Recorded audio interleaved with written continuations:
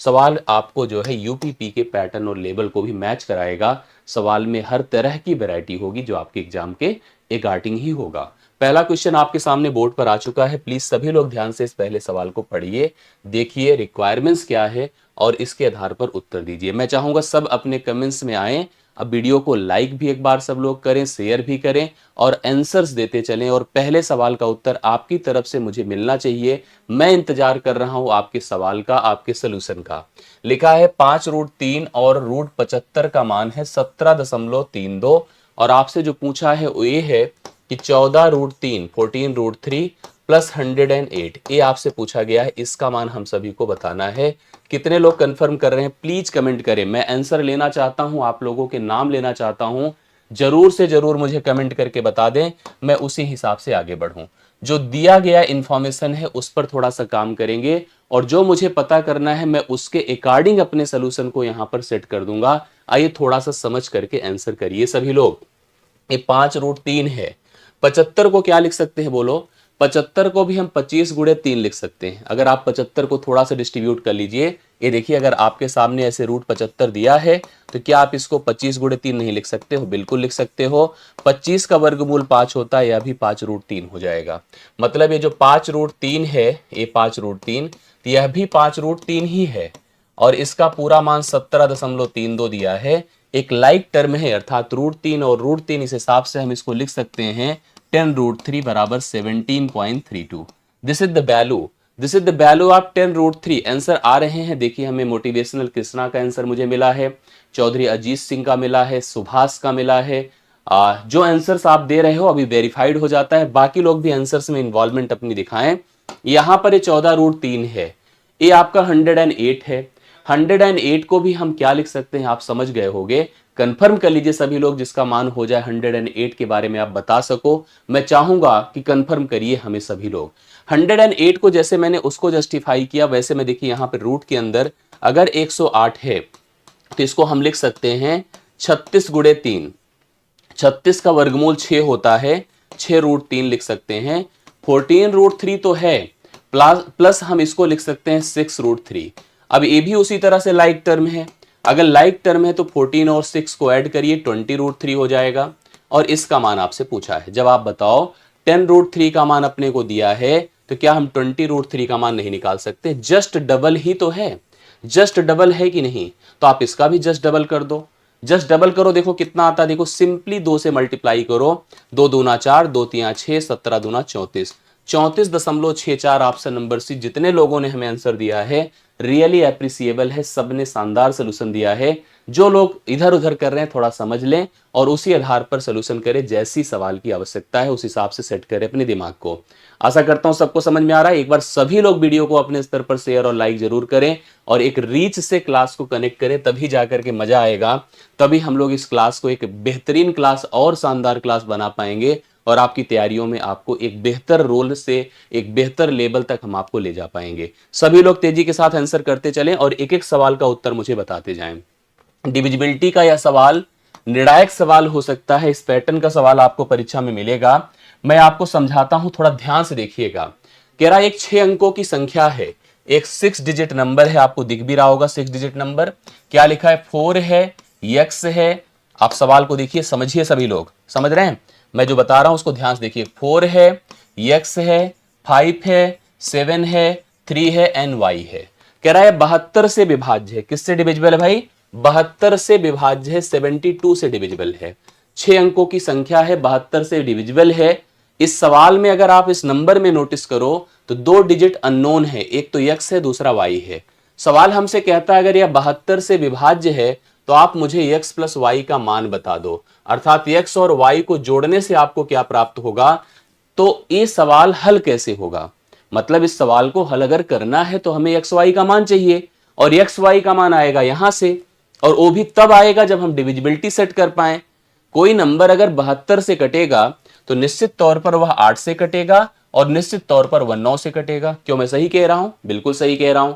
आप सभी लोग जल्दी से बता दें, जितने लोगों का सोल्यूशन हो जाए कंफर्म करते चलें और इसका भी उत्तर मुझे देते जाएं। देखता हूं कितने लोग का आंसर आएगा। आकाश, हाँ बिल्कुल सही बात है भाई, एकदम आप एग्जाम को अच्छे से पकड़ लिए हो ना। और उसी तरह से पढ़ो जैसे एग्जाम में आता है, ठीक है। आसान आए तो आसान पढ़ो, टफ आए तो टफ पढ़ो, जैसे मॉडरेटेड आए, जैसे एग्जाम में आता है उसी तरह से पढ़ो और परेशान बिल्कुल मत हो, ठीक है। बाकी सबको पढ़ने दो। अनुपम मोटिवेशनल, कृष्णा, अजय, काजल मोटिवेशनल, आर्यन, चौधरी अजीत सिंह, सबका उत्तर सी ऑप्शन है। सी ऑप्शन का मतलब आपकी तरफ से आंसर कितना है? 8 है। आइए ट्राई करता हूं। सबसे पहले मैं 8 की भाज्यता आपको बताता हूं। किसी सवाल को या किसी नंबर को अगर हम ये देख रहे हैं कि वह 8 से डिविजिबल है कि नहीं, तो ध्यान रखिएगा उसके क्या होना चाहिए। 8 की भाज्यता के लिए क्या होना चाहिए? अंतिम का 3 अंक 8 से विभाज्य होना चाहिए। अंतिम का 3 अंक, ध्यान दीजिएगा, अंतिम का 3 अंक 8 से विभाज्य होना चाहिए, ठीक है। 3 अंक 8 से विभाज्य होना चाहिए, ठीक है, विभाज्य हो, तभी वह संख्या 8 से कटती है। कोई संख्या 8 से कब कटती है? जब उसका अंतिम 3 अंक 8 से कटता है। तो अंतिम 3 अंक में आपके सामने क्या है? पढ़िए, ए है, पूरा का पूरा 732 है। अब 32 नहीं, 7 3 और y है। क्या पुट कर दो कि 8 से कट जाए? क्या पुट कर दिया जाए तो कट जाए? बताइए। इसको सोचिए, 8 9 72 होता है, एक बचेगा, एक के साथ अगर 6 लगा दीजिए तो 8 दूना 16, 8 से कट जाता है। इसका मतलब श्योर हो गया कि y का मान क्या रहेगा? 6 रहेगा। y का मान 6 होगा, ये तो सत्य हो गया, इसमें कोई डाउट नहीं है। अब हम 9 की भाज्यता को समझें तो 9 की डिविजिबिलिटी क्या होती है? सभी अंकों का योग, सभी अंकों का योग 9 से अगर विभाज्य होता है तभी वह संख्या 9 से विभाज्य होती है। आइए 9 की डिविजिबिलिटी ट्राई करते हैं। 4 और 5 मिलकर 9 होता है, और इसके बाद अभी 6 3 आपने देखा ही 9 होता है। 6 हो गया था, 3 हो गया था। अब आपके पास यहां 7 बच रहा है, आप देख पा रहे हो। 7 में कितना जोड़ दो कि 9 से कट जाए? तो 7 में 2 जोड़ दो तो 9 से कट जाए। तो x का मान कितना आ गया? बताइए। x का मान 2 आ गया। x का मान 2 हो चुका है, y का मान 6 हो चुका है। इस तरह से अगर हमसे कोई x प्लस वाई पूछेगा तो हम भी 6 2 8 बताएंगे, जैसा कि आप लोगों ने बताया है। 8 ही इस सवाल के लिए राइट सोल्यूशन है, बिल्कुल सही आंसर है। आप सभी लोग सी ऑप्शन को इस सवाल का राइट सोल्यूशन नोट कर लीजिएगा, ठीक है। वैसे आप चाहें तो पहले 9 की डिविजिबिलिटी पर भी जा सकते हैं, तब भी सवाल हल हो जाएगा, लेकिन कोई नहीं, आप जैसे 8 की डिविजिबिलिटी पहले सेट कर लो, यहां से y कंफर्म हो जाएगा। y के बाद आप 9 की भाज्यता सेट कर लो, x कंफर्म हो गया। दोनों को जोड़ दिया, x और y को, तो अपने आप आंसर 8 आया, जो ऑप्शन नंबर सी में अवेलेबल है। राइट सोल्यूशन इस सवाल का बन जाएगा। सभी लोग सी ऑप्शन नोट कर लीजिएगा, एकदम कंफर्म और करेक्ट आंसर आपके सामने बोर्ड पर है। चलिए तीसरा क्वेश्चन देखिएगा। इस तरह का क्वेश्चन जो वेन डायग्राम वाला होता है, जरूर आपसे परीक्षा में एक सवाल बनकर आता है, दिखता ही दिखता है। सवाल क्या कहता है? पढ़ते हैं मन लगा करके, आप सभी लोग पढ़ करके आंसर जरूर करिएगा, ठीक है। 170 परिवारों का एक सर्वेक्षण किया जाता है। 170 परिवारों पर एक सर्वेक्षण किया जाता है। 115 उसमें कॉफी पीते हैं, 115 कॉफी पीते हैं। 110 उसमें चाय पीते हैं, करेक्ट। 130 उसमें दूध पीते हैं। मतलब 170 परिवारों का सर्वेक्षण मैंने किया, मैं तो नहीं किया, किसी ने किया। पता चला कि 115 परिवार ऐसे हैं जो कॉफी पीना पसंद करते हैं, 110 परिवार ऐसे हैं जो कि चाय पीना पसंद करते हैं, 130 परिवार ऐसे हैं जो दूध पीना पसंद करते हैं। इसके अलावा क्या होता है? 85 ऐसे परिवार हैं जो कॉफी और दूध दोनों पीते हैं। 75 ऐसे परिवार हैं जो कॉफी और चाय दोनों पीते हैं। 95 ऐसे परिवार हैं जो चाय और दूध दोनों पीते हैं। 70 ऐसे परिवार हैं जो तीनों पीते हैं। पता हमको क्या करना है? पढ़िए, पता हमको ये करना है कि कितने ऐसे परिवार हैं जो कॉफी और दूध का तो उपयोग करते हैं लेकिन चाय को पसंद नहीं करते हैं, मतलब उनके लिए चाय फेवरेबल नहीं है। इस सवाल को हल करने के लिए अपने को वेन डायग्राम बनाना पड़ेगा, वो भी 3 आर्टिकल का, 3 समूहों का वेन डायग्राम अपने को क्रिएट करना होगा। आइए देखिए कैसे करते हैं।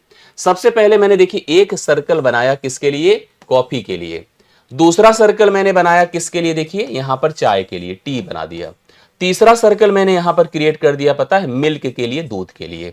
अब ये पूरा का पूरा 170 लोगों का समूह था, 170 परिवारों का समूह था, जिसमें कॉफी पीने वालों लोगों की संख्या कितनी थी बताएं? 115 थी, करेक्ट है, 115 थी। चाय पीने वाले परिवार कितने थे?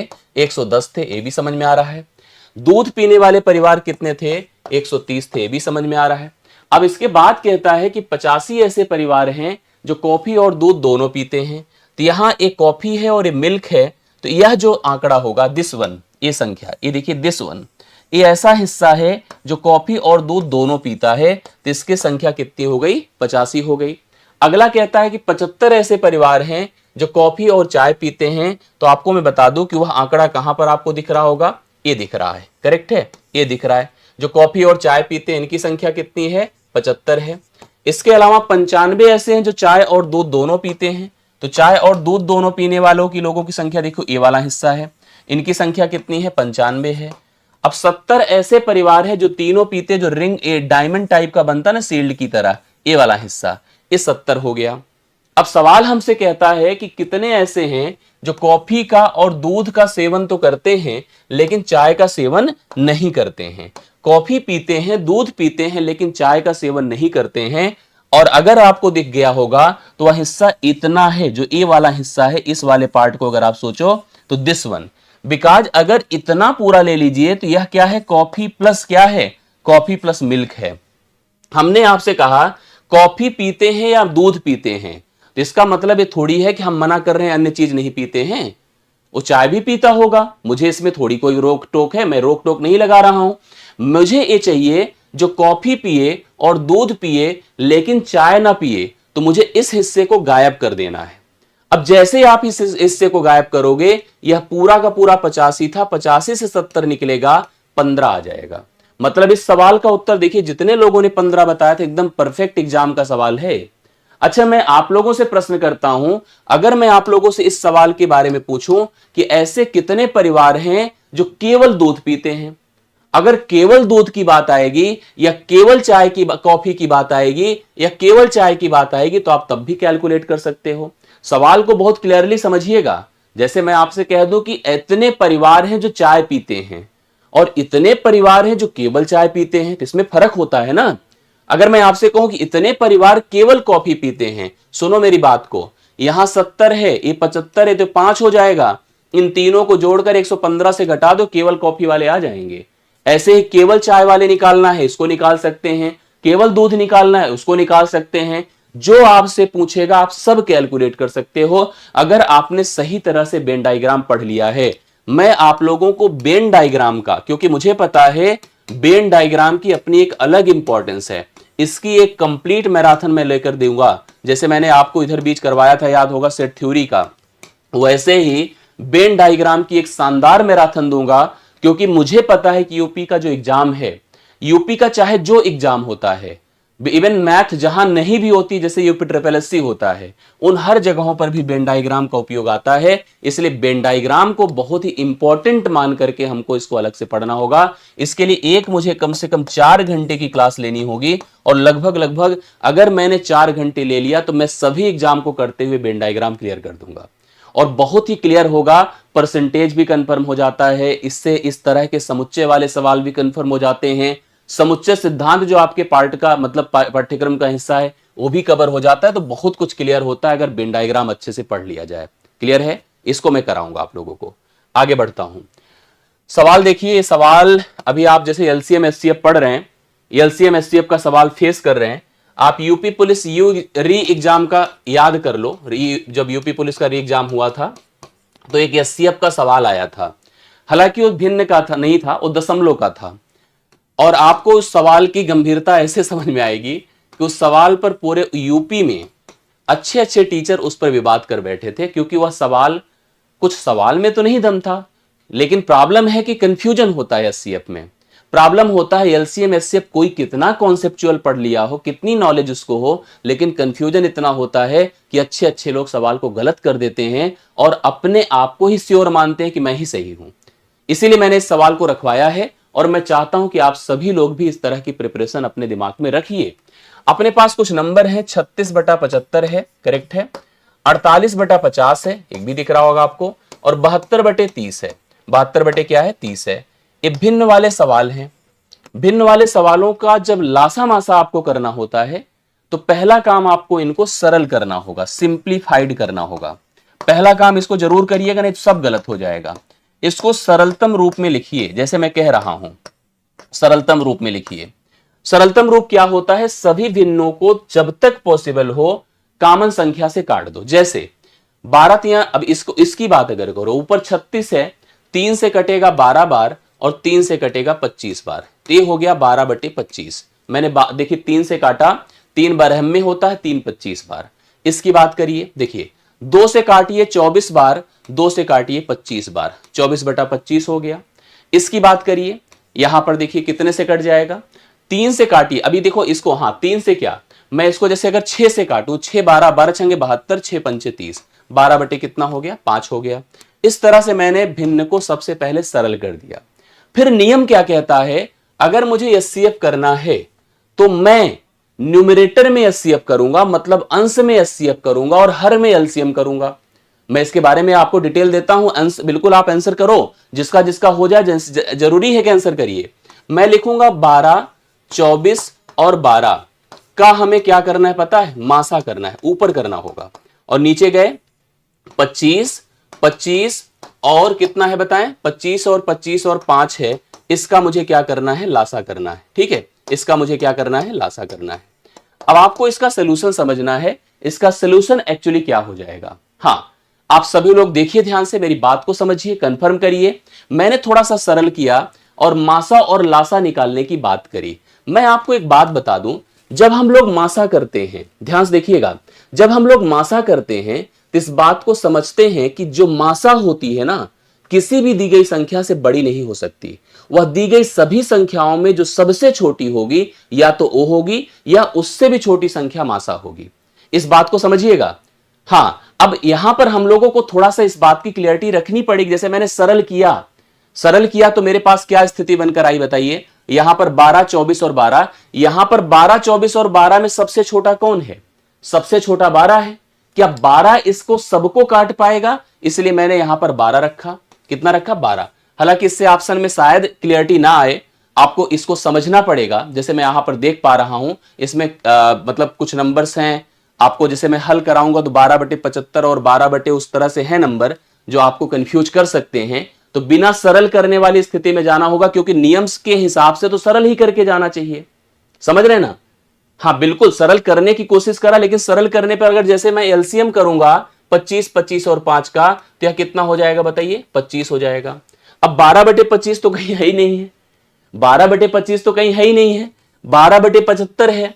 समझिएगा, 12/75 है। आप बताओ कि आप किसको मानोगे मासा। मेरी बात को सुनिए सभी लोग, आप बताइए किसको मानेंगे मासा, कंफर्म करिए। मैं आप लोगों को थोड़ा श्योर करता हूं कुछ बातों को लेकर के, जो डाउट्स है उस डाउट को दूर करता हूं।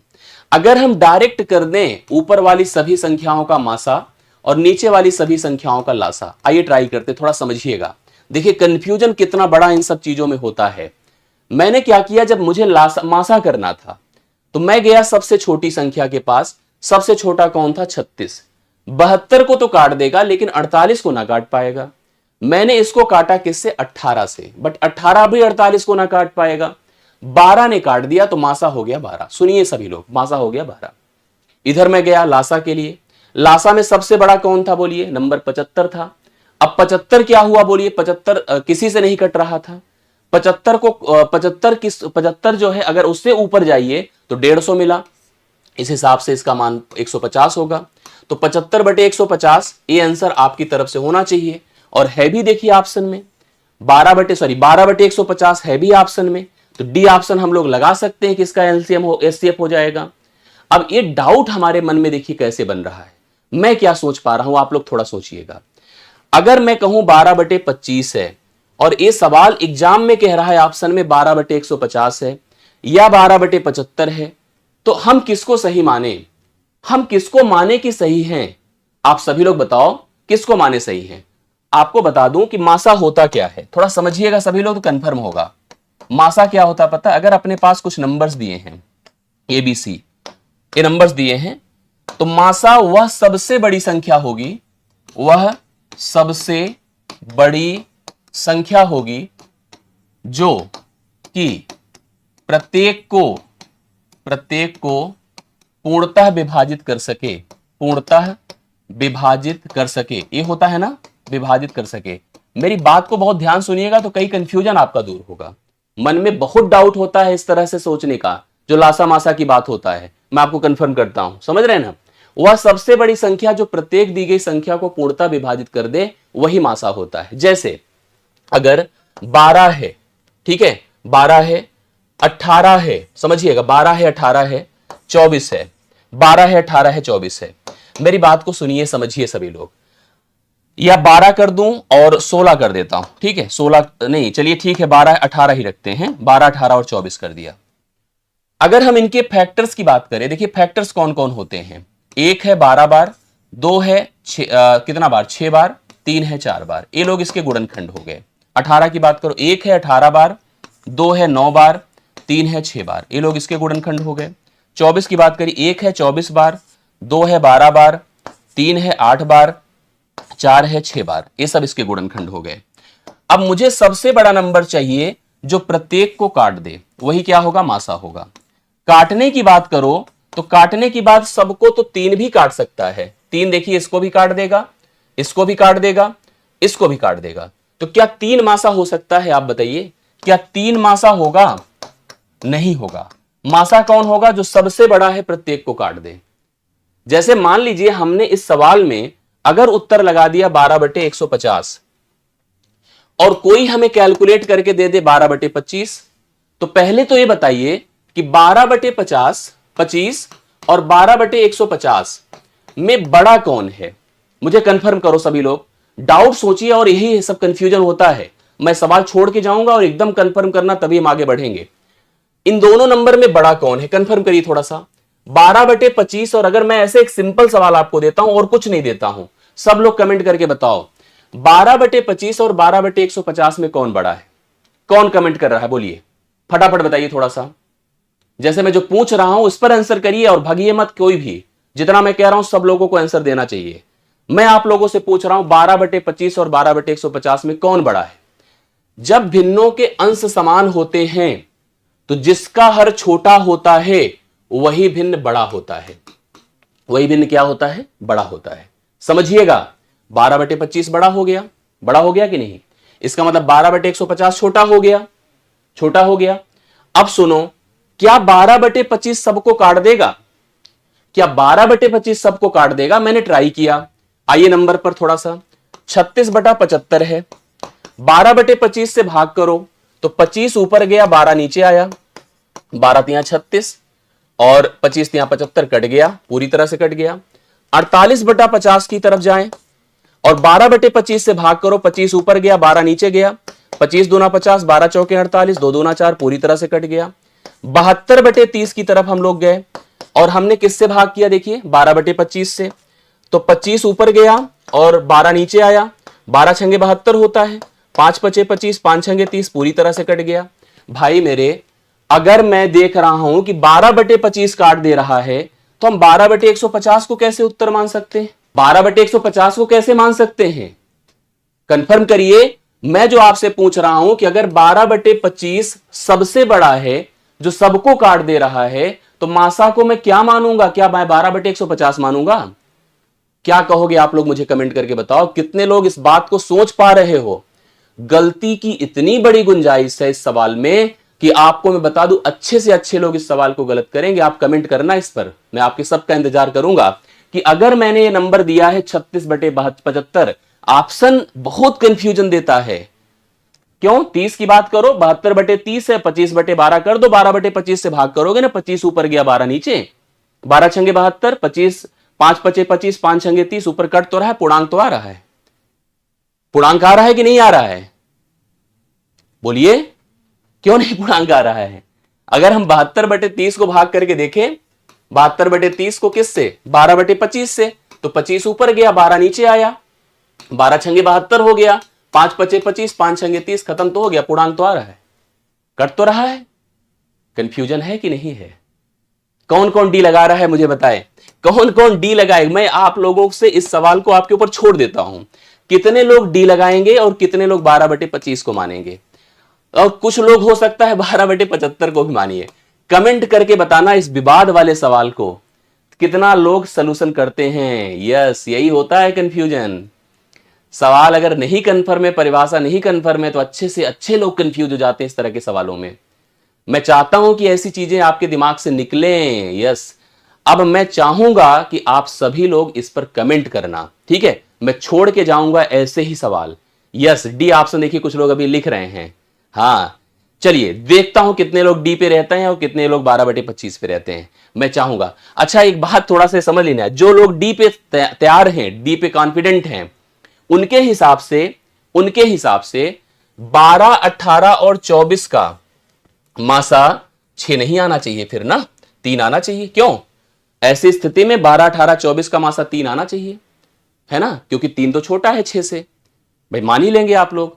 हाँ, करके बताना, बाकी कमेंट देखते हैं हम लोग। ठीक है, कमेंट पर बात करेंगे, आगे इसको छोड़ दे रहे हैं, आपके ऊपर छोड़ दिया मैंने। चलो छोड़ दिया, अगले सवाल पर आ गए, छोड़ दिया उसको। लीजिए नेक्स्ट क्वेश्चन पर आते हैं। 3 की पावर कितना है बोलो? यक्स। ऐसे ही लेते हैं, एक टॉपिक ऐसे डाउट में डाल दो, देखता हूं इस पर क्या होता है, फिर उस पर मुझे बताओ कि एक सेशन लीजिए सर। मैं कमेंट, अब आप लोग को कमेंट करना चाहिए, कमेंट, सोचना विचारना, कमेंट करना, बताना कि सर नहीं हो पाया, बहुत कोशिश किया, अब आप बताओ, और एक सेशन फिर मैं लेकर दूंगा, आपको समझाऊंगा कि हाँ सच में। और मैं आपको बताऊं इस पर कंफ्यूजन, आप तो अभ्यर्थी हो, आप तो मतलब चलो ठीक है, अच्छे से अच्छे अध्यापक को बेटा उनको भी होती है, करेक्ट है, ये कंफ्यूजन है, इसीलिए मैंने आपको छोड़ दिया यहां पर करो। समझ रहे हो, मैंने आंसर तो दे दिया अपनी तरफ से जो मुझे देना चाहिए, मैं भी तो जानूं कि आप क्या सोच करके आ रहे हो। चलिए, मैं इसीलिए सवाल को यहां रखवाया हूं। ठीक है, आइए, 3 की पावर x है माइनस 3 की पावर x माइनस 1 है, बराबर 486 है। बोलो x का मान। आसान सवाल है, बिल्कुल सभी का उत्तर आना चाहिए, कोई भी ऐसा ना हो जिसका उत्तर ना है, और संख्या बढ़ाइए सभी लोग। समझ रहे हैं, बिल्कुल हो सकता है Chaudhary Ajit Singh, yes yes. Okay, चलिए इस पर क्या किया जाए बोलिए, आंसर करिए सभी लोग, क्या आंसर किया जाए इसका? अगर मैं 3 की पावर x कॉमन कर लूं तो यहां क्या बचेगा? 1। यहां क्या बचेगा? 1/3। बोलो कहां से आ गया? सुनिएगा सभी लोग, अगर ये 3 की पावर जैसे x माइनस 1 लिखा है तो मैं इसको लिख सकता हूं 3 की पावर x डिवाइड बाई 3 की पावर 1। समझ रहे हैं ना, जैसे a की power m divide by a की पावर अगर n है तो हम इसको a की पावर m माइनस n लिख सकते हैं, उसी आधार पे मैंने इसको लिखा है, करेक्ट, यस। आइए ट्राई करिए, ये सब सेशन बहुत ही इफेक्टिव आपके लिए होंगे, बहुत सीख पाओगे, बहुत प्रैक्टिस कर पाओगे, कई कंफ्यूजन दूर हो जाएंगी, मैं इतना आपको विश्वास दिलाता हूं, ऐसे नहीं पढ़ाने आया हूं। ठीक है, बढ़ाइए, 486 लिख दिया मैंने इसको, करेक्ट है। 3 की पावर x रखो, 1 से 1/3 घटेगा, बोलिए कितना आएगा? 2/3 आएगा, बराबर 400 कितना कर दो? 86 कर दो, कर दिया।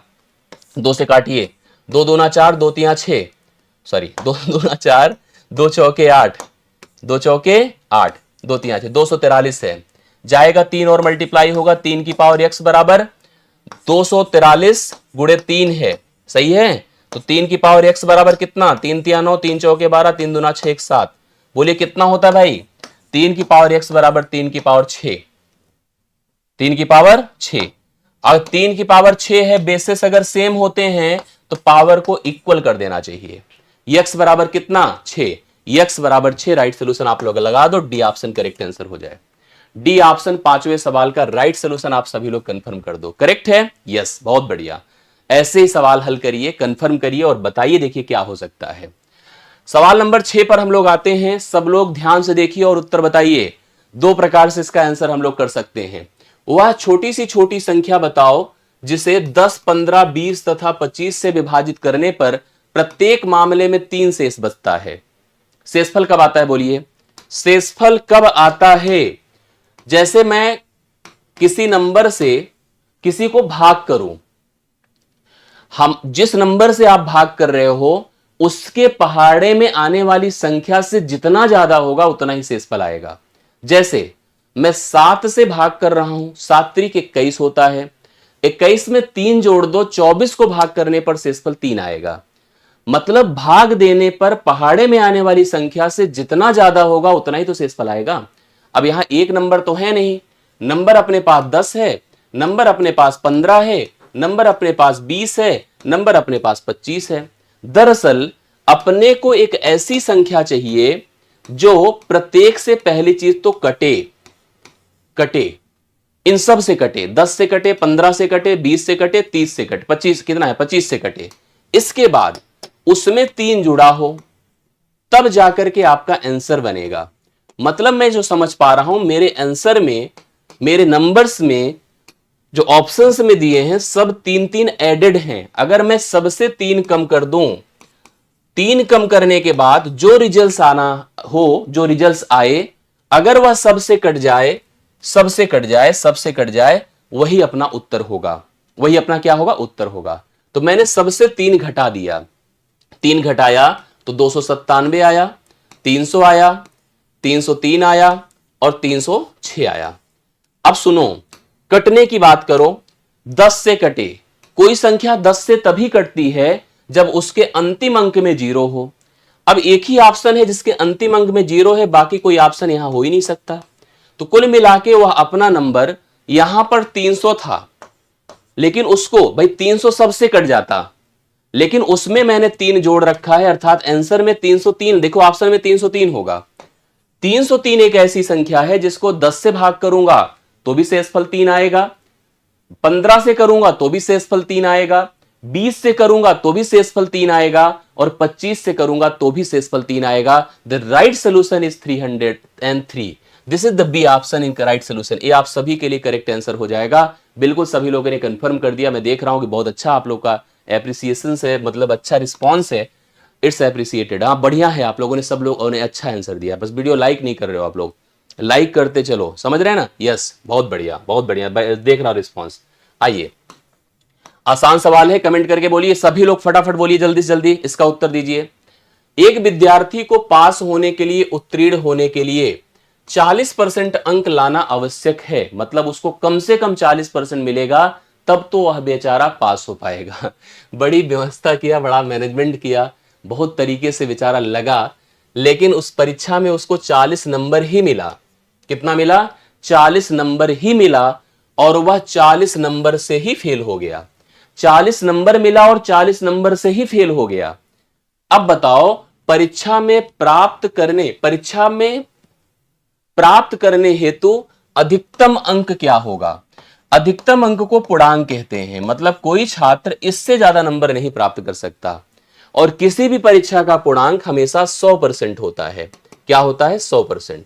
मतलब चाहे जितने भी मार्क्स का पेपर हुआ हो, आप अगर एक अभ्यर्थी हैं तो आप उस मार्क का जो मैक्सिमम मार्क्स होगा उस एग्जाम का, उससे ज्यादा तो पा नहीं सकते हो। अब इस छात्र ने 40 नंबर प्राप्त किया, बट फेल था बेचारा। फेल हुआ, पता चला कि 40 ही नंबर से फेल हुआ, इसको पास करवाओ भाई, 40 दो इसको, और 40 मैंने और दिया। पास हो गया कि नहीं? हो गया। अगर वह पास हो गया तो कितने परसेंट के बराबर हो गया? बोलिए। वो हो गया 40% के बराबर हो गया। लीजिए, 40% के बराबर हो गया। हो गया ना, पास करवा दिया इसको। मतलब 80 का मार्क्स किसके बराबर है? 40% के बराबर है। करेक्ट। हमें निकालना है परीक्षा का पूर्णांक, जो कि होता है 100%। 100% का मान आप बताओ। 40 दूना 80 होता है, 100 दूना 200। This is the 200। यही परीक्षा का क्या था? मैक्सिमम मार्क्स था, पूर्णांक था, जो कि उस बच्चे को मिल सकता था। अधिकतम अंक यही होता है किसी परीक्षा का, सबसे अधिकतम अंक आपका क्या होता है? पूर्णांक होता है। जैसे मान लो मैं एक सवाल आपसे पूछूं, अगर कभी भी कोई आप एग्जाम दो तो आपका टारगेट क्या रहता है? आपका टारगेट पास होना रहता है कि पूर्णांक पाना होता है? कंफर्म करिए, बताइए, एकदम सही बताना, ईमानदारी, झूठ मत बोलना। कितने लोग कमेंट्स कर रहे हैं मेरे साथ? बोलो। अगर कोई एग्जाम आप लोग देते हो तो आपका लक्ष्य क्या होता है? पूर्णांक पाना कि पास होना? कंफर्म करिए सभी लोग, तब मैं अगले सवाल पे चलता हूं। ठीक है, तब मैं अगले सवाल पर आपको लेकर चलता हूं। कितने लोग इसका उत्तर हमें सही सही देंगे? पास होना चाहते हो कि पूर्णांक पाना चाहते हो? ठीक, चलिए। तो मैं जो समझ पा रहा हूं आप लोगों का रिस्पॉन्स, हाँ, पास होना सर। अरे वाह, पास होना, पास होना। अरे काजल ने देखिए कहा पूर्णांक, सौम्या ने कहा पास होना, हाँ, जानवी एसटी क्लास। अरे मैं कुछ पूछ रहा हूं, उसका पहले बताओ, फिर बताते हैं। पास होना, पास होना, पास होना। देखिए सबकी उम्मीद ये होती है कि हम पास हो जाएं केवल। मैं आपको एक कहानी बता दूं, सुनेंगे कहानी? कहानी ये है कि एक बार एक परीक्षा हुई हाई स्कूल की। ठीक है, एक परीक्षा हुई, एक बहुत ब्रिलियंट लड़का था। जैसे पहले क्या होता था कि लोग, जो बच्चे बहुत ब्रिलियंट होते थे ना, उनको क्लास करा दी जाती थी, क्लासेस। जो कक्षा 7 का होता था सीधा 10 दिलवा दिया जाता था। हाई स्कूल में ऐसे पहले गांव में होता था। तो एक ऐसे ही थे, मतलब बहुत ही प्रतिभाशाली बच्चा था। पूरे मतलब उस समय डिस्ट्रिक्ट में, आसपास की तहसील में, मतलब उसका बहुत नाम था। वो भी क्लास 7th में थे वो, और उनके टीचर्स ने देखा, जो उनके अभिभावक थे, अभिभावक तो बहुत पढ़े लिखे नहीं थे, टीचर्स ने देखा कि बहुत ब्रिलियंट लड़का है यार, इसको सीधा 10 का पेपर दिलवाओ, क्या जरूरत है इसको 8-9 पढ़ने की। 10 दिलवाया गया उसको, और 10 दिलवाया गया, वो फेल हो गए पहली बार। अब सब डिस्टर्ब, कैसे फेल हो गया? फिर ये हुआ कि चलो कम उम्र का है, नहीं समझ पाया होगा। फिर दूसरी बार दिया, दूसरी बार भी फेल। अरे भाई सब डिस्टर्ब हो गए, सब बुलाए, कहे क्या हो गया यार, काहे इतना ऐसे हो रहा है? तो कुछ समझा नहीं पा रहा है, कह रहा सर आ तो सब रहा है लेकिन मैं कर नहीं पा रहा हूं, पता नहीं क्या कैसे हो रहा है, मैं फेल क्यों हो जा रहा हूं। तीसरी बार भी पेपर हुआ, फिर फेल, 3 साल लगातार फेल हुए। उनको बुलाया गया, सब बैठे, काउंसलर्स बैठे, टीचर्स बैठे, अब घर पर अले उतने पढ़े लिखे नहीं थे, बैठे और पूछे कि क्या बात है बेटा, बताओ लिखते कैसे हो। तो उसने कहा गुरुजी लिखने में मुझे कोई दिक्कत नहीं, आप मुझसे कोई सवाल पूछ लो, मुझे सब आता है, मुझे कोई सवाल में कहीं कोई समस्या ही नहीं है। तो बोले दिक्कत क्या है? क्या दिक्कत ये है सर ना, दिक्कत कोई नहीं है। क्या कैसे करते हो? कहें सर बस क्या होता है कि जो पेपर आता है मेरे पास 50 नंबर का पेपर होता है, 17 नंबर पासिंग मार्क होता है, 17 नंबर पा जाऊं पास हो जाऊं, तो मैं शुरू से देखता हूं 1 नंबर 2 नंबर 3 नंबर ऐसे ऐसे जोड़ जोड़ के जब 17 नंबर हो जाता है मैं रुक जाता हूं, लिखना बंद कर देता हूं। मुझे पता है कि मैं 17 के 17 सही कर रहा हूं और 17 नंबर मुझे मिल जाएगा, तो मुझे आगे करने की क्या जरूरत है। अब सब मतलब माथा पकड़ लिए, कहे भाई कहाँ सोच लिए थे। हाँ, बेचारा वो 17 नंबर पे रुक जाते थे, वो जाकर के उसके आगे बढ़ते ही नहीं थे। तो उनका उद्देश्य केवल पास होना था, उनको कोई समझाया ही नहीं था कि तुम्हें पूर्णांक लाना है, तुम्हें जो है टॉप करना है। अगली बार जब समझाए बुझाए सब लोग तो उन्होंने टॉप किया, तब वो पूरे नंबर हल किए। तो इसलिए आप पास होना उद्देश्य मत रखा करिए, पूर्णांक लाना उद्देश्य रखा करिए, वो जरूरी है। जी समझ रहे ना? हाँ, यस यस यस, ओके। तो इसलिए सब लोग आज से क्या उद्देश्य रखेंगे, कंफर्म करिए, पूरे के पूरे अंक लाना है। जैसे आप मैथ के सवाल आए 25 से 30 एग्जाम में, तो हमको किसी को ये नहीं कहना है कि आपको 18 नंबर तैयार करना है, 17 सवाल तैयार करना है, नहीं, हमें पूरे सवाल हल करने हैं, एक भी सवाल अपना छूटना नहीं चाहिए। हम अपनी तैयारी को पूरे 25 नंबर के लिए, 25 सवालों के लिए करेंगे। जितने सवाल आएंगे एग्जाम में उन सभी के लिए हम अपनी प्रिपरेशन करेंगे, अपनी गुंजाइश में कुछ नहीं है, ठीक है। मतलब हम एक भी सवाल की गुंजाइश नहीं रखेंगे। बहुत ही आसान सवाल है लेकिन पूछ लेता है, यदि 15 संतरों का क्रय मूल्य 20 संतरों के विक्रय मूल्य के बराबर है तो हानि प्रतिशत बता दो। कांस्टेबल के लेवल का सवाल है। 15 का सीपी बराबर 20 का एसपी, ऐसे में सिंपल तुलना हो गई। 5 और इसको तो बिना पेन उठाए आपको उत्तर दे देना चाहिए। सीपी बटा एसपी बराबर 4/3। दुकानदार अपनी लागत भी नहीं निकाल पाया तो उसे हानि हो गई। 4 में खरीदा था बेचारा, 3 में बेचा है, 1 की हानि है। 1 गुणे 100 बटे हानि 4 से मतलब क्रय मूल्य से डिसाइड होती है। 25% की हानि है। जो ऑप्शन नंबर आपको दिख ही रहा होगा, सी में दिख रहा है, राइट सोल्यूशन सी ऑप्शन है। 25% की राइट सोल्यूशन इस बार आप लोगों के सामने करेक्ट आंसर है। तो बहुत ही आसान सा सवाल था, मैंने इसको स्किप किया। अब मैं बढ़ता हूं अगले सवाल पर। अगला सवाल सभी लोगों को देखना है, आंसर करना है और कमेंट करना है, बताना है क्या होना है। सवाल नंबर 9, अनुक्रम मतलब एक क्रम है। 6 है, 6 के बाद 13 है, 13 के बाद 20 है, फिर 23 है, फिर सवाल बढ़ते बढ़ते बढ़ते बढ़ते कह रहा इसके 24वें पद से 98 अधिक होगा। अनुक्रम का कौन सा पद इसके 24वें पद से 98 अधिक होगा, बताओ भाई। तो सबसे पहले आप इस अनुक्रम को, इस क्रम को समझो। 6 है, 13 है, 20 है, 27 है एंड सो ऑन बढ़ते चले गए। पहले मुझे बताइए यह अनुक्रम है क्या, यह कौन सा क्रम है। मुझे पता चला 6 7 13 है, 13 7 20 है। अब बताना पड़ेगा कि नाम लेंगे आप लोग खुद ही। जब समान अंतर है तो यह जो क्रम है, यह जो प्रोग्रेशन है वह एपी है। क्या है भाई? एपी है। हिंदी में समांतर श्रेणी है। क्या है? समांतर श्रेणी है ना? समांतर श्रेणी बिल्कुल है। समांतर श्रेणी का पहला पद है ए, जो कि आपको 6 दिया है। सार्वंतर कितना है? डी है। इसने कहा कौन सा पद इसके 24वें पद। एक बात मैं आपको बता दूं, अगर कोई समांतर श्रेणी है उसका जो nth टर्म होगा, nth टर्म मतलब कोई भी टर्म, हमेशा a plus n minus 1 into D होगा। जैसे मुझसे आप कह रहे हो 24वां पद, तो मैं कहूंगा a प्लस 24 से घटा दो 23d हो जाएगा। a प्लस 23d हो जाएगा। उत्तर बताइए फटाफट सभी लोग, कितना आ रहा है इसका? a का मान कितना है? 6 है, प्लस 23 गुणे आप d का मतलब 7 कर दो, तो 6 प्लस कितना हो गया? 7 त्रिक 21, 7 दूना 14, 14 2 16, 100 कितना? 67 हो जाएगा। 7 त्रिक 21, 7 दूना 14 2 16। अब इसमें 6 जोड़ दिया तो 167 है इसका 24वां पद। 24th टर्म आपका 167 है। 24th टर्म कितना बताएं? ए आपका 167 है, करेक्ट। बट इसने कहा कि हमें उस जगह पहुंचना है जो 24वें पद से 98 ज्यादा है। 98 इसमें जोड़ दीजिए, 98 इसमें जोड़ दीजिए भाई। हाँ 98 जोड़िए, 8 8 7 15, 9 6 15, 1 16, 1 1 2, 265 हो गया। अगर 98 मैंने जोड़ा तो कितना हो गया 265। मतलब हम कहां पे पहुंच चुके हैं, 265 नंबर पर पहुंच चुके हैं। The term, the value of the terms, उस पद पर पहुंच चुके हैं जिस पद का मान कितना है, जिस पद का मान 265 है। करेक्ट है।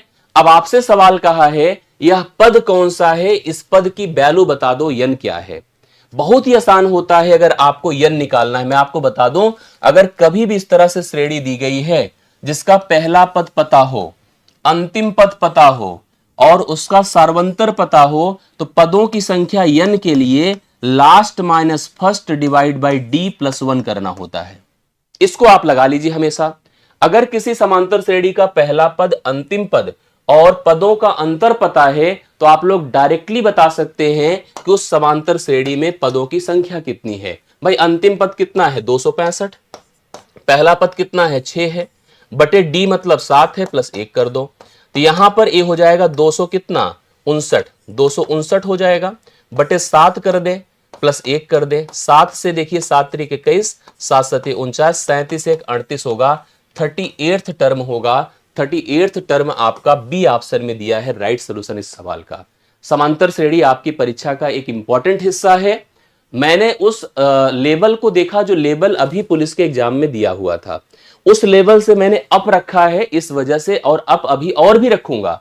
इतना ही नहीं, इसके और भी ऊपर चला जाएगा जो आपको सही में कनेक्ट करा देगा आपके एग्जाम तक। समझ रहे मेरी बात को? यस, इसको आप लोग समझिएगा। ये होता है 9वां सवाल। पहुंचते हम लोग 10वें सवाल पर। आइए इसको बहुत क्लियर समझिएगा और इसको आप लोगों को कंफर्म भी करना है, समझना है और बताना है कि सवाल का सिस्टम क्या है, कैसे हल हो पाएगा, क्या इसका रीजन है। सवाल क्या कहता है, 160 में 90 चॉकलेट बेचने पर एक चॉकलेट व्यापारी को 20% की हानि होती है। 20% का अगर उसे लाभ कमाना है तो उसे 96 में कितनी चॉकलेट बेचनी चाहिए। ये कितना बढ़िया क्वेश्चन है। और इस क्वेश्चन को जैसे ही आप लोग देख रहे हैं, आप में से कितने लोग का उत्तर आ रहा है। अच्छा एक चीज मैं आपको बताऊं, जो क्लासेस आप कर रहे हैं इन क्लासेस को आप ऐसे मानो कि they are not just a practice class. ये ऐसी है ना जो अवेयरनेस क्लास हो, ठीक है, ये अवेयरनेस क्लास हो। और इस क्लासेस का हम उपयोग कैसे कर पाए पता है, कनेक्टिविटी के माध्यम से। हम कनेक्टिविटी बनाएं, हम ऐसे सवालों को रखें जो थोड़ा कंफ्यूजन क्रिएट करते हैं, उस पर हम टॉपिक डिस्कशन रखें। सप्ताह में एक ऐसी मैराथन कक्षा रखें जो उस टॉपिक से एकदम रिलेट करती हो। मैंने आज 2 सवालों पर आपको डाउट दिया है, एक हमने एचसीएफ एलसीएम पर और एक सवाल मैं आपके होमवर्क का दे रहा हूं। इस सवाल को मैं आपके होमवर्क का दे करके इस सेशन को एंड कर रहा हूं। आप में से जितने सदस्य, थोड़ा इंटरेस्टिंग सवाल है, मैं चाहूंगा कि इसका उत्तर आप लोग कमेंट करके हमें दें। और एक दूसरा कमेंट मैं आप लोगों से एलसीएम एचसीएफ का चाहूंगा, वहां से भी आप कमेंट करके हमें उसके बारे में भी बताओ। यही मेरे आज के सेशन की क्रिएटिविटी है। बाकी सेशंस आपके कंटिन्यूट्स हैं, अब इस कंटिन्यूटी को आपको बढ़ाना है। जरूर बताइए कि आप सभी लोगों को सेशन कैसा लगा, कमेंट करके बताना। जब वीडियो एंड हो जाए इसको क्रिएटिव बनाना है, इसको बोरिंग प्रैक्टिस क्लास नहीं बनानी है, इसको लेकर अपनी परीक्षा की इंपॉर्टेंस में लाना है, ढालना है। आंसर अभी नहीं देना है, आंसर जब वीडियो एंड हो जाए तब देना है। मैं आपके कमेंट्स का इंतजार कर रहा हूं, मुझे दिख रहा है उसमें कौन सा होगा, आप लोगों को आंसर करना है, ठीक है। बाकी मुलाकात आपसे नेक्स्ट क्लास